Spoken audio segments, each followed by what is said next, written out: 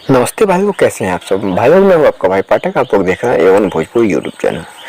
भाइयों खेसारी लाल यादव और global music junction के बीच में जो एग्रीमेंट का मैटर चल रहा था वो अब सॉर्ट आउट हो चुका है। जी हाँ भाइयों, खेसारी लाल यादव और ग्लोबल म्यूजिक जंक्शन का एग्रीमेंट का मैटर कोर्ट में था और कोर्ट का फैसला आ चुका है। और कोर्ट का फैसला ये है कि ग्लोबल म्यूजिक जंक्शन वाले ने केस जीत चुका है। जी हाँ भाइयों, खेसारी लाल यादव ये केस हार चुके हैं, ग्लोबल म्यूजिक जंक्शन वाला ये केस जीत चुका है।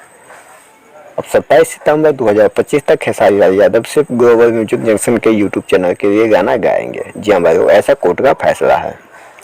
अब देखिए, कुछ बीच का रास्ता निकलता है तो और बहुत सारे चैनलों से भी गाना आ सकता है। अगर कोई बीच का रास्ता निकल जाए तो, नहीं तो खेसारी लाल यादव को 2025 तक ग्लोबल म्यूजिक जंक्शन पे ही गाना गाना होगा।